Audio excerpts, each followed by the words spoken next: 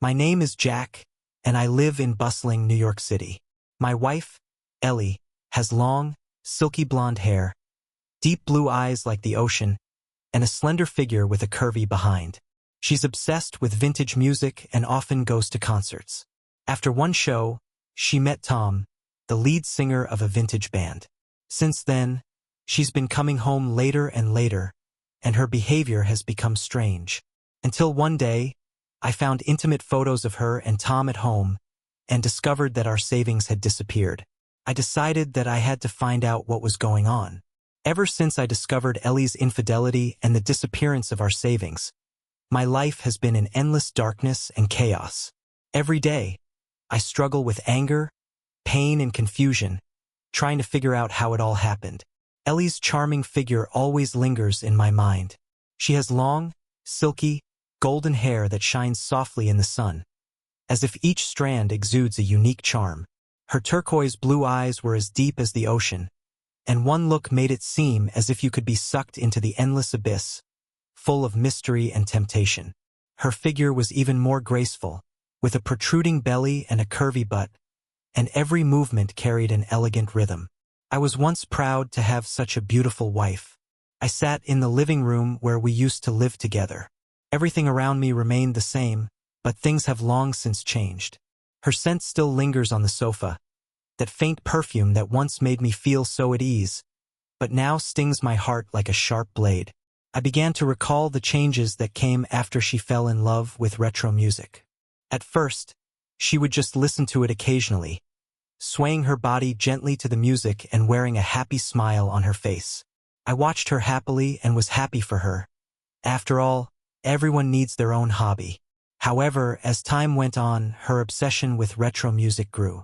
She began to attend retro music performances frequently, sometimes even preparing for hours for a single performance.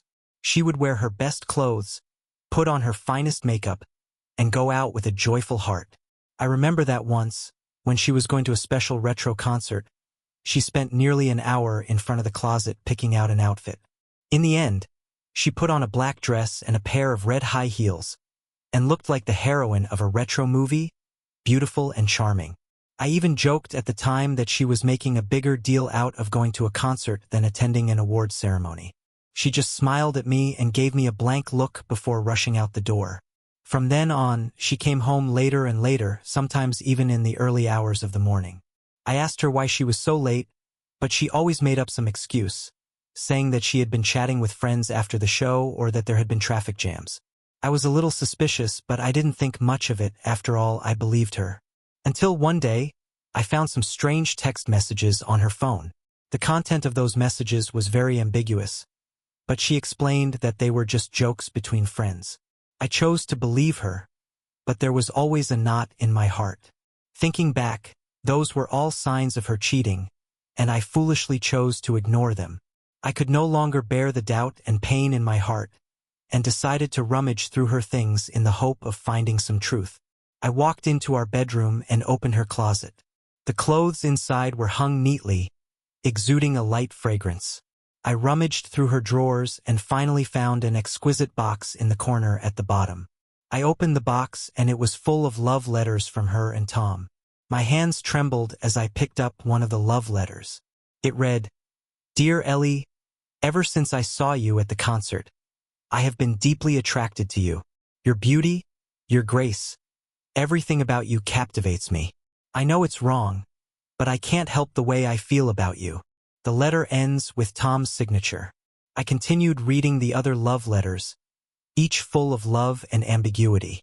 It turned out that they had been secretly in love for a long time, while I was kept in the dark. Looking at these love letters, my heart was filled with anger and pain. I couldn't believe that the woman who had once sworn eternal love to me would betray me. I thought of all the little things we had done together, those sweet memories, but now they felt like knives stabbing my heart. I thought of the scene of our first encounter. It was on a sunny afternoon. She was wearing a white dress, and she appeared before me like an angel. We fell in love at first sight and soon fell deeply in love. We watched movies together, took walks together, and shared the joys and sorrows of life together. We had plans for the future and wanted to spend our lives together. But now all of that is in the past. I looked at the love letters in my hands, and tears flowed down my face. I didn't know what to do, whether to confront her or to quietly leave. My heart was filled with conflict and pain, and I felt like a man who had been abandoned by the world. I held the love letters tightly in my hands, as if I could grasp something this way. I paced back and forth in the room, my thoughts in a complete mess. I remembered Ellie's smile and her gentleness, but these memories only made me feel more pain. I knew I couldn't go on like this. I had to find her and ask her what it was all about. I decided to play it cool for now. I would quietly investigate their relationship and see what else they were hiding from me. I carefully stored the love letters away in a box, which I then hid. I started searching online for information about Tom. I found out that he was the lead singer of a small, well-known retro band that played at small concerts. His photos showed an artistic-looking man with long hair. As I looked at his photos, hatred filled my heart. This man had destroyed my family. I continued my investigation and found out that they often went to a retro music bar to hang out. I decided to go there to see if I could find some clues. I put on a black jacket and a hat to try to make myself less conspicuous. When I walked into the bar, it was filled with a strong retro atmosphere. There were old photos on the walls and the music was deafening. I looked around the bar, hoping to see Ellie or Tom. Just then, I saw a familiar figure, a friend of Ellie's. I walked up to her and pretended to bump into her. We started chatting and I carefully asked her about Ellie and Tom. She hesitated at first, but after some prodding, she told me a few things. She said that Ellie and Tom met at a concert and had been together ever since. Ellie was fascinated by Tom's musical talent, and Tom pursued her ardently. As I listened to her, the pain in my heart grew deeper and deeper. I never imagined that Ellie could fall in love so easily. I thanked her for the information and left the bar. Walking home, I felt incredibly lonely and helpless. I didn't know how to deal with it all, except that my life had been completely changed. When I got home, I sat on the sofa, looked at the ceiling, and felt lost. I thought about Ellie's beauty and our once-in-a-lifetime love, but it was all in the past. I didn't know where to go from here, but I knew I had to find an answer that would set me free. I decided that no matter how difficult it was, I had to pursue the matter and uncover the truth. After discovering the many love letters between Ellie and Tom, full of innuendo and betrayal, my heart was filled with anger and pain, but I tried to calm myself down, because I knew that only reason could help me uncover the truth at this moment. I carefully read the love letters, trying to find even the slightest clue from the words to find out where they were and where the missing deposit had gone. Finally, in one of the love letters, I caught the key information. Tom mentioned the place where their band often rehearsed. It was an abandoned warehouse, reportedly located in an industrial area on the edge of the city, rarely visited by anyone. After double-checking the address, I set off on the trail with determination. My emotions were mixed as I drove along. The cityscape outside my car window passed by in a blur, while my thoughts kept going back and forth between the past and the present. Once, I had walked hand in hand with Ellie through the streets and alleys of the city, sharing sweet moments of happiness. But now it was all like a dream that had shattered. The thought of her betrayal made my heart ache as if it were being stabbed by countless steel needles. But my desire for the truth made me grip the steering wheel firmly. By the time I reached the industrial area, it was getting dark. The abandoned warehouse stood alone on a wasteland, surrounded by overgrown weeds. The rusty, dilapidated fence seemed to tell a story of its own. The door of the warehouse was ajar, making a creaking sound that was especially loud in the silence. I took a deep breath and carefully walked into the warehouse. The warehouse was filled with a pungent smell of mold and dust. Dim light shone through the dilapidated windows, creating beams of light in which the dust flew about recklessly. I looked around and saw only a few old musical instruments and miscellaneous items scattered on the floor, along with a few empty beer bottles thrown haphazardly aside. Obviously, this had once been a lively rehearsal space, but at the moment it was long since deserted. I searched around the warehouse, hoping to find some clues as to their whereabouts. I looked in every corner, checking the abandoned musical instruments and miscellaneous items, but found nothing except some old music scores and a few worn posters. Just as I was feeling disappointed and preparing to leave, a figure flashed past the outside of the warehouse. I was startled and hurriedly chased after him. "Hey, wait!" I shouted, chasing after the figure. The man seemed to hear my shout and paused for a moment, but soon quickened his pace. I kept up the chase, running through the overgrown wasteland, and finally caught up with him in an alley. It was a ragged passerby, and a hint of panic and unease could be seen in his eyes. "Who are you? Why are you running?" I asked breathlessly. He hesitated for a moment, then stammered, I was just passing by, and when I saw you come out of that warehouse, I got a little scared." I looked at him, a little suspicious, but tried to keep my tone calm. "I'm looking for some people. Have you seen a man with long hair who makes music, and a very pretty woman with long blonde hair?" Hearing my description, the passerby's eyes flashed with a strange look. He nodded slightly and said, "It seems that there were two such people.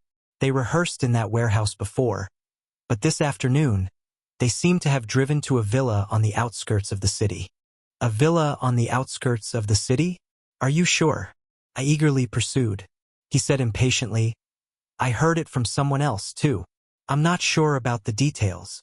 Although his answer was a bit vague, it was already the most important clue I had so far. I thanked him and turned back to the car. As I started the car, I secretly vowed that no matter what was waiting for me, I would find them and ask them for answers. The car sped along the highway, and the suburban scenery gradually came into view. The trees along the road swayed gently in the evening wind, and the distant mountains were dyed orange-red by the setting sun. But I had no heart to appreciate this beautiful scenery. Images of Ellie and Tom together kept flashing through my mind. Their smiles and intimate gestures were like sharp knives, stabbing my heart. Finally, I arrived at the Villa District on the outskirts of town. It was a beautiful place, full of trees and luxuriously built villas. I slowed down and looked carefully at each villa in the area, trying to find any trace of them. But after looking for a while, I still hadn't found any clues. Just when I felt a little desperate, I suddenly saw a security booth by the roadside. I had a brainwave and parked in front of the security booth and walked over. "Hello, I'm looking for my friends. They said they live in a villa nearby. Can you help me check?" I tried to sound sincere. The security guard glanced at me and said warily, "The information of the residents here is confidential. I can't just disclose it." I was a little anxious, but I patiently explained, "I really need to find them urgently. They might be in trouble. Look, this is a photo of my friend." I took out my phone and showed the security guard the photo of Ellie. The security guard looked at the photo, hesitated for a moment, and then said, "It seems that there is such a person, living in that villa over there, but you'd better contact them first and make sure before going over there." I looked in the direction the guard was pointing, and saw a villa not far away, brightly lit. I was overcome with emotion, and after thanking the guard, I walked towards the villa. As I got closer, my heart beat faster and faster. I didn't know what awaited me, whether the truth or more pain. But no matter what, I had already come this far and could not turn back. I stood in front of the villa's front door, took a deep breath, and was about to reach out and ring the doorbell when I suddenly heard a quarrel from inside the villa.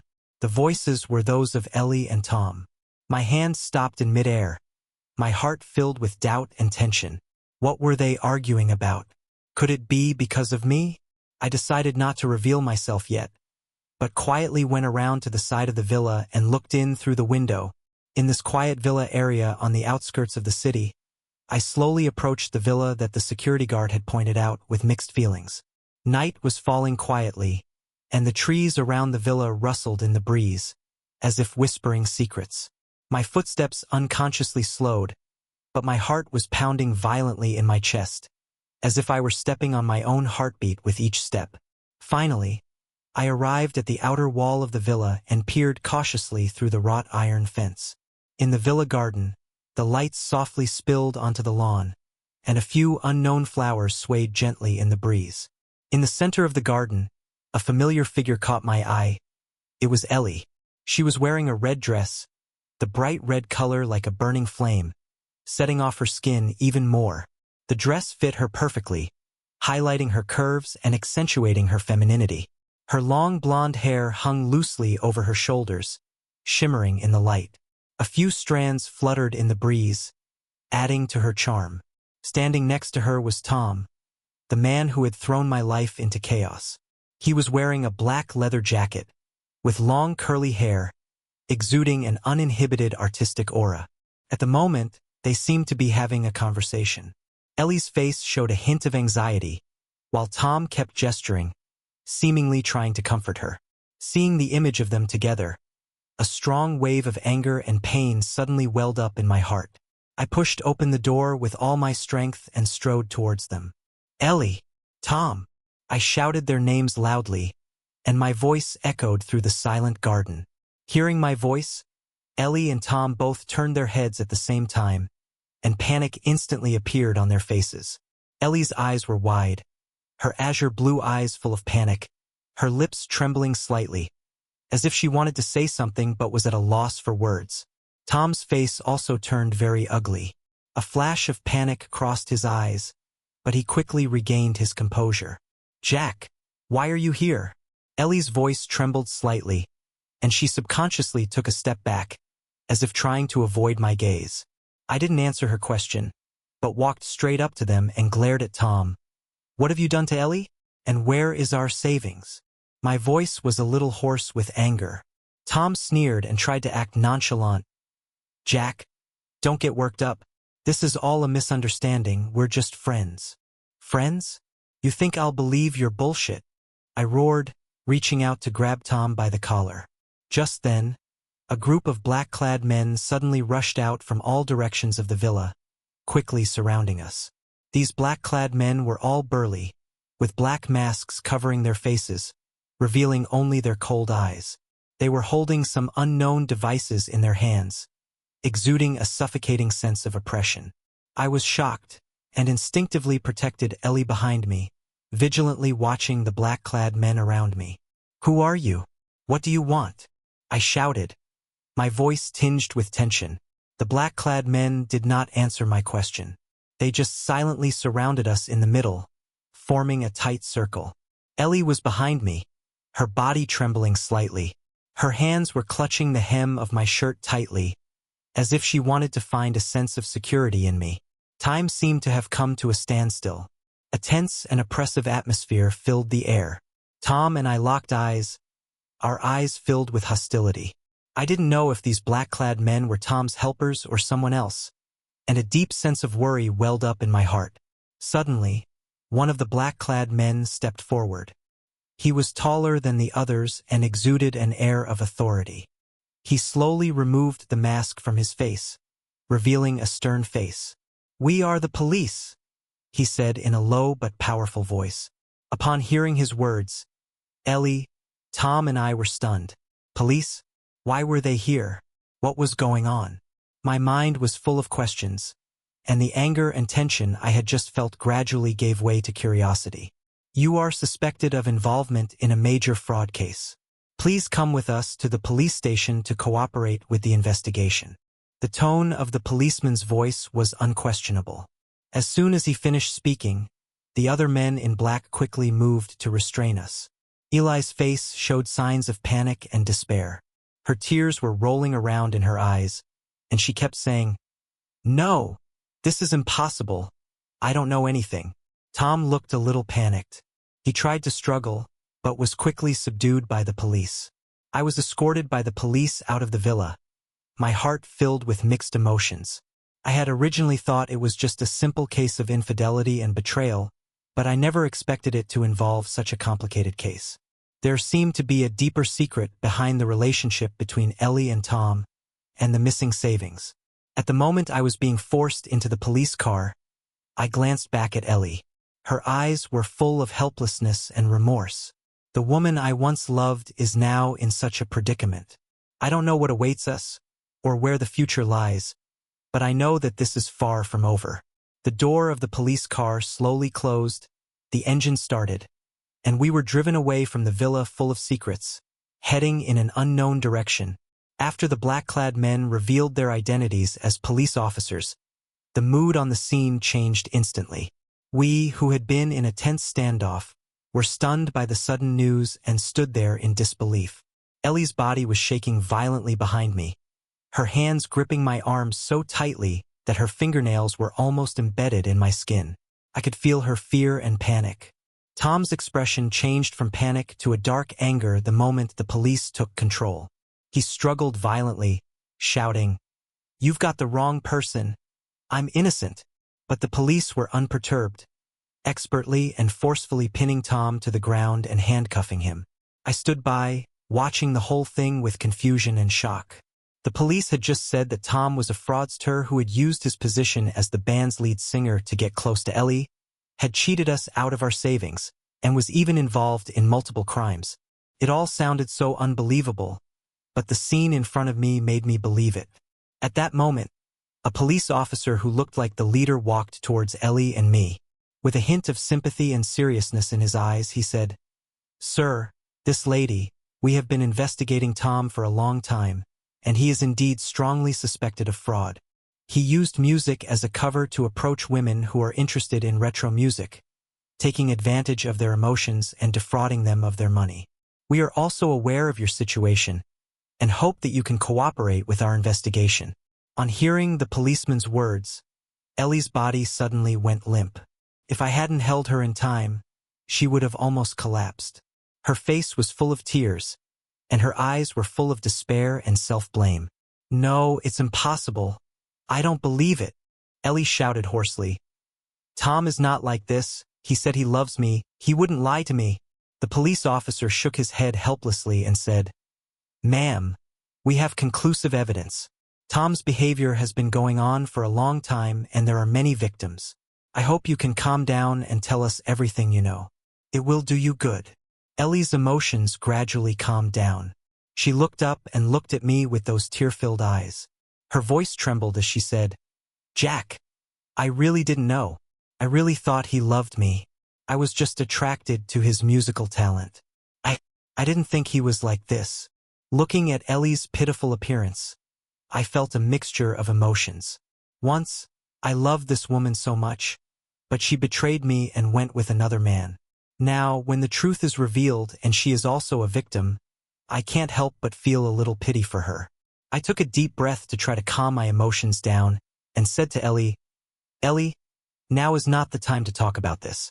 Since the police have already intervened, we will cooperate with their investigation and set the matter straight." Ellie nodded, her eyes full of guilt and dependence. Then we were taken to the police station by the police. In the interrogation room of the police station, Ellie sat on a chair, her body slightly curled up, looking extremely helpless. She began to tell the police about how she met Tom. It turned out that Ellie had met Tom at a retro concert. Tom's musical talent and unique temperament immediately attracted her. Since then, Tom has been in frequent contact with Ellie and has pursued her ardently. Tom took her to all kinds of high-end places, gave her expensive gifts, and promised her a bright future. Ellie gradually fell into Tom's love trap and could not extricate herself. During their relationship, Tom borrowed a lot of money from Ellie on the pretext that the band needed money to record albums and hold performances. Ellie didn't think much of it at first, thinking that she was helping her loved one achieve his dreams. It wasn't until later that Tom started treating her coldly, and sometimes didn't contact her for days, that she began to suspect something. Hearing Ellie's story, the anger in my heart was once again ignited. This Tom not only cheated on Ellie's feelings, but also took away our hard-earned savings. I looked at Ellie and asked, "So did you give him our savings too?" Ellie lowered her head, and tears welled up in her eyes again. She choked and said, "I'm sorry, Jack. He said his band was in big trouble and urgently needed a sum of money for a turnaround. I gave him all our savings. I really thought he would pay it back. I really didn't know he was cheating on me." Looking at Ellie's tear-stained face, the resentment in my heart gradually dissipated a little. I knew that she was also a victim, and she was also deceived by Tom's sweet words. At that moment, the police officer walked in and said to us, "According to the information we have so far, the facts of Tom's crime are basically clear. He will be punished according to the law. As for your deposits, We will try our best to help you recover them." When Ellie heard the policeman's words, a glimmer of hope flashed in her eyes. She looked up at the policeman and said, "Thank you, comrade policeman. I will definitely cooperate with your investigation and tell you everything I know." It was very late when we left the police station. Ellie and I walked side by side on the way home, and we didn't speak the whole way. There was an awkward and heavy atmosphere in the air. I didn't know how to face Ellie, and she seemed to have no idea how to explain to me either. When we got home, Ellie collapsed on the sofa. She covered her face with her hands and burst into tears. "Jack, I was wrong. Forgive me. I really didn't know things would turn out like this." Ellie's sobs echoed in the empty room, sounding especially desolate. I looked at her, my heart filled with conflicting emotions. I was still in pain from her betrayal, but seeing her like this, I felt a little sorry for her. I walked over to her, gently patted her on the shoulder and said, "Ellie, don't cry. It's already happened, we just have to face it. The most important thing now is to get our savings back and then see what we should do about our future." Ellie looked up at me with those expectant eyes and said, "Jack, are you really willing to give me another chance? I promise that I will never do anything to hurt you again." I didn't answer her, but silently turned around and walked into the bedroom. I needed time to think and decide whether I could really forgive her and whether I could continue with her. I took a dazed Ellie back to our once warm home. The familiar door slowly closed behind us, making a dull sound as if it were sighing for our now broken lives. Everything in the house remained as we had left it, but there was a suffocating and unfamiliar atmosphere in the air. Ellie walked straight to the sofa and collapsed on it, as if she had lost all her strength. She covered her face with her hands, tears welling up between her fingers and making a muffled sobbing sound. The experience of the past few days had made her formerly radiant face look haggard and emaciated. Her once silky, long golden hair was now a little messy and had lost its former luster. Her once deep blue eyes were no longer as charming as the ocean, but were filled with pain and remorse, as red and swollen as ripe peaches. Her once graceful figure, eroded by tears and sorrow, also seemed to have lost some of its liveliness, and was now more vulnerable and helpless. In the days that followed, Ellie spent the whole day in tears. She always sat quietly on the sofa, staring blankly out of the window, as if lost in her own world, deaf to everything going on outside. Sometimes she would suddenly remember something, and then start crying again in silence. As I watched her like this, my heart was filled with mixed emotions. At night, I lie in bed, looking at the ceiling, unable to sleep. Bits and pieces of our past keep flashing through my mind. Those beautiful times we spent together, those sweet memories, flash before my eyes like scenes from a movie. We walked along the beach, the afterglow of the sunset beaming down on us, holding hands, snuggled up close to each other. In our cozy little nest, we cooked together, laughed together, sharing the joys and sorrows of life. Those days were so happy and wonderful. But now, all of that has been shattered by Ellie's betrayal and Tom's fraud. Her gullibility and impulsiveness have plunged our lives into such a huge predicament. I feel immeasurable anger and pain at her betrayal. The feeling of being hurt by the people closest to me is like a sharp blade, stabbing my heart. Whenever I see her, I will think of the images of her with Tom, and the anger in my heart will burn uncontrollably. However, my feelings for her are not something I can just let go of. After all these years together, we have long since become an integral part of each other's lives.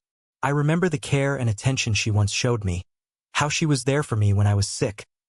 I remember how she patiently listened to my worries and gave me encouragement and support when I was stressed at work.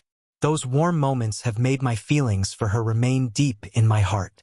Should I forgive her? This question weighs heavily on me like a yoke, suffocating me. Forgiving her means letting go of the resentment and pain in my heart and accepting this woman who once betrayed me. Not forgiving her means I cannot easily let go of this many-year relationship. And seeing her in such pain now, my heart aches. During the day, I work hard at the office, trying to numb my nerves with busy work. But whenever I'm free, Ellie's figure will inevitably appear in my mind. My colleagues seem to have noticed my difference, and they have cast concerned glances at me, but I can't tell them about my pain. When I returned home, Ellie always carefully observed my expression, her eyes full of expectation and fear. She tried to talk to me, but every time she got close to saying something, she swallowed it back down. Sometimes, she would muster up the courage to whisper, "Jack, I know I was wrong. Can you give me another chance?" But I was always silent. I didn't know how to answer her. One night, I was in the study, looking through old photos. Looking at the photos of us together, Ellie's smile was so bright, and our eyes were full of love. At that moment, my heart was touched. I remembered the vow we had made to support each other and spend our lives together. I sighed deeply, and the conflict in my heart grew deeper and deeper. I walked out of the study and saw Ellie sitting in the corner of the living room, hugging her knees and crying silently. Her body was trembling slightly, and her thin back made me feel pity. I walked over to her and sat down gently next to her. Ellie looked up, her eyes flashing with a glimmer of hope. She reached out to grab my hand, but stopped in midair. "Ellie, do you know how much you've hurt me?" I finally said, my voice a little hoarse. "I know, Jack. I really know I was wrong. I'm willing to spend the rest of my life making up for my mistakes. So please forgive me," Ellie said anxiously, tears welling up in her eyes again. I looked at her, and the anger and pain in my heart gradually dissipated, replaced by a sense of exhaustion and helplessness. "Ellie, I need time. I really need time to think," I said slowly. Ellie nodded, her eyes full of disappointment, but she still held back her tears and said, "Okay, Jack, I'll wait for you. I'll always wait for you." In the following days, Ellie continued to silently accompany me. She began to diligently do the housework and keep the house in order. She also carefully prepared meals for me, trying to make up for her mistakes with these actions. As I watched her efforts, the ice in my heart gradually melted. But every time I want to make up my mind to forgive her, the barrier in my heart makes me hesitate. I waver between forgiveness and unforgiveness, and this difficult choice makes me feel unbearable pain and suffering. I don't know how to go on in the future, and I don't know if Ellie and I can go back to the past. But I know that no matter what decision I make, it will have a profound impact on our future. Days passed slowly as I struggled with my inner turmoil. Ellie carefully navigated her way through the household, trying to soothe my pain with her gentleness and consideration. I remained cold towards her on the surface, but deep down, the ice built up from the betrayal was slowly beginning to melt under her daily care. Just when I thought life might continue on like this, uneventfully, a phone call shattered the seeming calm. That day, I was busy at the office, dealing with a mountain of paperwork, when my phone suddenly rang. I frowned, picked up the phone somewhat impatiently, and when I saw that the caller ID was the police officer in charge of our case, my heart tightened. "Hello, is this Mr. Jack? This is the police station that handled your case before. I have good news for you. After our efforts over the past period of time, we have recovered most of the deposits. Tom is also about to face the justice system and pay the price for what he has done." The voice of the police officer came from the other end of the line, with a hint of calmness and relief. Hearing this news, I froze, and the pen in my hand stopped moving unconsciously. A complex mix of emotions welled up in my heart. Surprise, relief, and more than anything, anticipation for the future. This meant that our lives might be able to get back on track, and the financial pressure caused by the deposit scam would also be alleviated. After work, I couldn't wait to get home and tell Ellie the good news. When I opened the door, I saw Ellie sitting on the sofa, holding a photo of us together in her hands. Her eyes were full of longing and remorse. She looked up and saw the joy on my face, and a trace of doubt flashed in her eyes. "Ellie, the police called. We got most of our money back, and Tom is going to be punished." I tried to sound calm, but I couldn't hide my excitement. Allie's eyes lit up and tears welled in her eyes. "Really, Jack? Is it true?" She stood up and grabbed my arm with both hands, as if she was afraid it was a dream. "It's true," I nodded, looking at her excited face and feeling a little relieved. From then on, Ellie seemed like a different person. She had a smile on her face again, and she was full of energy. She started taking better care of my life, preparing a nutritious breakfast for me every morning, and waiting up for me in the living room every night, no matter how late I worked. Under her careful care, my mood gradually improved, and I no longer treated her as coldly as before. Our relationship seemed to be easing a little, as if we were back to those sweet times. However, just as I was gradually letting my guard down and preparing to accept Ellie again, an unexpected discovery made my heart hang in the balance again. That day, as I was organizing the bookshelves in my study, an old notebook slipped off the shelf. I bent down to pick it up and was about to put it back when I noticed Ellie's handwriting on the cover. I was overcome with an inexplicable curiosity, and after a moment of hesitation, I opened the notebook. The first few pages of the notebook were filled with Ellie's daily trivia and emotional insights. Nothing special. But as I continued to flip through the pages, the lines of handwriting made my face instantly solemn. It recorded some times and places, as well as some unclear words, which seemed to imply that there was something between Ellie and Tom that I didn't know about. My heart sank, and a bad feeling came over me. I looked at the notes carefully, trying to find some clues, but the more I looked, the more confused and uneasy I felt. "Ellie, come here for a second," I shouted, holding back my anger. Ellie hurried out of the kitchen at the sound of my voice, a hint of nervousness on her face. "What's wrong, Jack?" She looked at the notebook in my hand, her eyes flashing with panic. "What is this?" I handed the notebook to her and demanded. Ellie's face turned pale, her hands trembling slightly as she took the notebook and glanced at it before lowering her head. "Jack, it's nothing. Just something I wrote casually in the past." "Just scribbling? Do you think I'll believe that?" I glared at her, and my anger flared up again. "Are you hiding something from me? Have you really told me everything about Tom?" Tears welled up in her eyes, and she looked up at me, her eyes full of fear and guilt. "Jack, I really haven't been hiding anything from you. Those were just some random thoughts I had in the past, and they don't mean anything." I looked at her, my heart filled with conflict. On the one hand, I didn't want to believe that she was still cheating on me. On the other hand, these records made me doubt. "Ellie, you'd better tell me the truth about everything. Otherwise, it's really over between us," I said coldly. Ellie's body trembled slightly. She bit her lip, as if she was having an intense internal struggle. After a while, she finally spoke. "Jack, I do have something I haven't told you, but it's all in the past, and it has nothing to do with the present. I've truly repented. I just didn't tell you because I was afraid that you would be even more angry if you knew." I looked at her, my confusion and anger mingling. I didn't know if her words were true or not, and this new clue had plunged my already somewhat calm heart into chaos once again. I decided that I had to find out the truth, and no matter what the outcome, I couldn't be kept in the dark any longer,